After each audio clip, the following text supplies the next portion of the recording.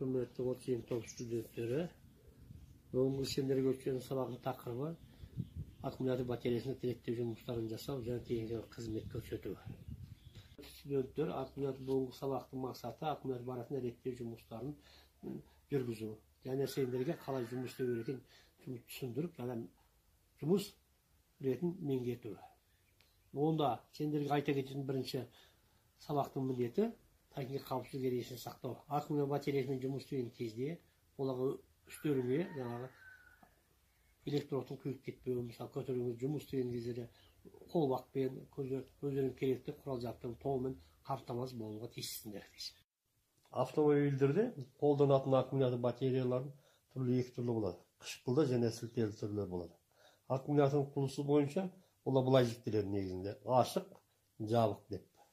Ал енді аккумуляторлардың реттеу жұмыстарын бірінші оны аккумулятор тазалап сүртеміз.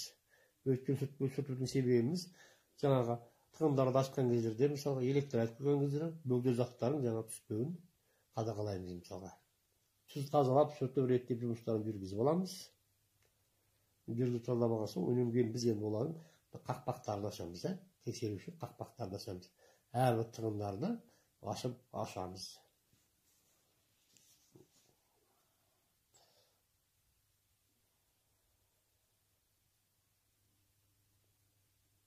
Аккумулятор батареяны жаңағыдай тексереміз.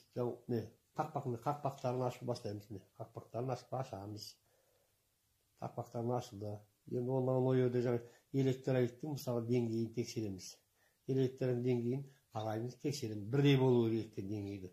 Оны мысалы қақпаққа дейін олардың 10-15 миллиметрға ғана жетпей тұру керек электролиттер. Ал ол үшін не істейміз? Бірінші біз енді ол әрбір үй жағдайына байланысты ручканы аламыз да, ол қарапайым ручка. Соны белгілей саламыз. Ол мысалға пластмасса маркермен белгілеу болатын еді. Ол маркердің белгілеуін тексерген кезде мысалға жаңағы маркеріміз еріп кетуі мүмкін. Сондықтан жаңағы белгі саламыз да, жаңағы ручкамен ақырын ғана тексереміз. Сонда әрбір жаңағы банктер, электролиттер бірдей болу керек мысалға. Қарап отырсыңдар, көресің, әр банк тексеріп жатырмыз. Сонда әр банкте бірдей болу керек ондағы.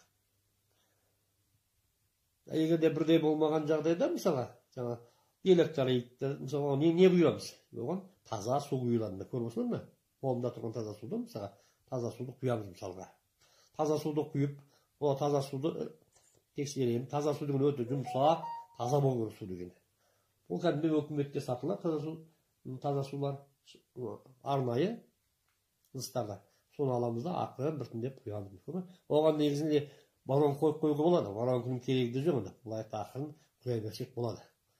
Көресің, ақырын әр банкіге рет-ретімен ақырын құямыз. Рет-ретімен ақырын асықпай онда күйіп алған соң барамыз, қайтадан жаңағы не бойынша өзіміз жаңағы белгілеген ручкамыз бойынша тексереміз. Сонда оны әр тексерген кезде оның бәрін қандай болу керек? Бірдей болу керек. Екіншілер жаңағы қолымызда ұстаған арометр дегеніміз. Арометрдің қызметі жаңағы электролиттің жаңағы тығыздығын тексереді. Тығыздығын тексереді. Алып көреміз тығыздығын. Әр банкіден алып тексереміз мысалға. Көрдіңіз бе? Мысалы жаңа бір жерлерге су құйдық қой. Су құйған банкімізде жаңағы тығыздығымыз нашарлау болуы мүмкін. Өйткені су араласып кетті ғой. Байқап отырсыңдар. Су араласып кетті, тығыздығы нашар болуы мүмкін мысалға. Көрдіңіз, арометрін тексеріп әр банкін көреміз. Оның тығыздығы қалай екен мысалға тексереміз. Дұрыс па, дұрыс емес па? Қарап отырсаңдар, мен жұмыс істеп жатқан жағдайда сендер өздерің көзімен қадағалауларын көзімен көріп көруге болады мысалға. Тексердік бәрін. Тексерген қайтадан аламыз да, жаңа екі жаңа оң сол çıtırlarımızda çıtırlап атамыз жаңа өзім клема жалғасында. Оны тексереміз. Соны асықпай жаңа қақпақтарды аламыз, орын-орнына қақпақтарын жабамыз. Қақпақтарын жапқанда қатты бұра алмаймыз. Жай ғана бос қойып қоямыз. Қайтадан бос қоямыз да, үй жағдайына байланысты жаңағы электр зарядка ашпен зарядка қоямыз. Электр зарядка оны үй жағдайында тұрғанда аккумулятор 10 сағаттай тұру керек па? Бір сутка, бір 10 сағаттай тұру керек. Құрметті студенттер, сендерге беретін тапсырмалар. Бірінші сұрақ: аккумулятор батареясы дегеніміз не?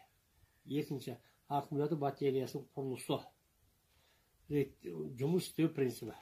Үшінші: қандай техникалық қызметтер атқарады? Соған жауап беріңіздер.